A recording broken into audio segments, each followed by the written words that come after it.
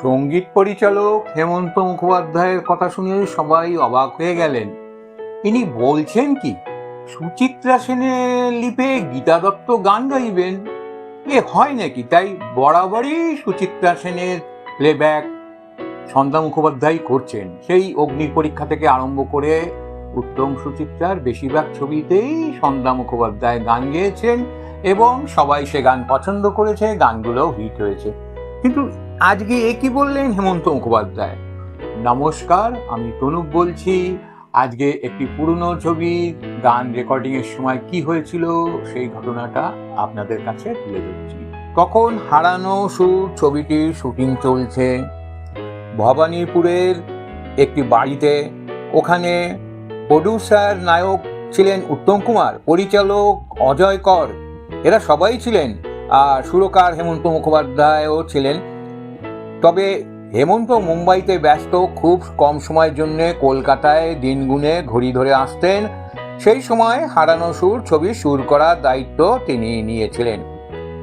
হেমন্ত মুখোপাধ্যায় গান শোনালেন। গানটি ছিল তুমি যে আমার, ওগো তুমি যে আমার। উপস্থিত শ্রোতাদের অভিব্যক্তি দেখে মনে হলো কারো সে গান পছন্দ হয়নি।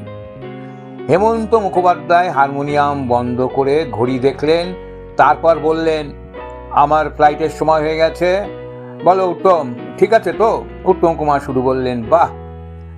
হেমন্ত মুখোপাধ্যায় বললেন, তাহলে এ গানটা মুম্বাইতে রেকর্ড করছি।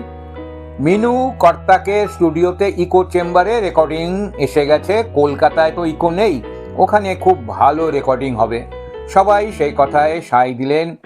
এবার হেমন্ত মুখোপাধ্যায় বললেন, গাইবে কিন্তু গীতা দত্তই। সবাই অবাক হয়ে প্রশ্ন করল, সুচিত্রা সেনের লিপে সন্ধ্যা মুখোপাধ্যায় নয় গীতা দত্ত? কি বলছেন? হেমন্ত মুখোপাধ্যায় বললেন, এ গানটা গীতার মতো ভারতবর্ষে কেউই গাইতে পারবে না। কথাটা বলেই হেমন্ত মুখোপাধ্যায় ঘর থেকে চলে গেলেন। উনি চলে যেতে সবাই আলোচনায় বসলেন। বোঝা গেল গানটি সত্যি কারো পছন্দ হয়নি এবং গায়িকা গীতা দত্তকে তো নয়।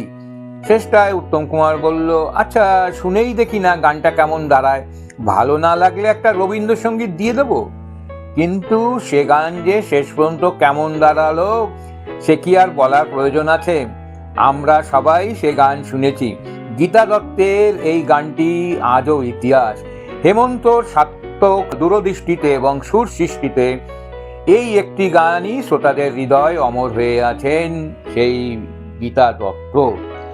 এই ছবির এই গানটা জন্যেই অনেকটা ছবিটি সুপারহিট হয়েছিল। যাও, এই গানটির ইতিহাস আপনারা শুনলেন, আপনাদের সংক্ষেপে বললাম। আপনারা একটু সংক্ষেপে কমেন্টে লিখে দেবেন এবং লাইক শেয়ার করবেন। লাইক শেয়ার করা ছাড়াও সাবস্ক্রাইবটাও করতে ভুলবেন না। সাবস্ক্রাইব করলে আমি আরও নতুন নতুন ঘটনা নিয়ে ভিডিও ফাইল করতে পারবো। নমস্কার।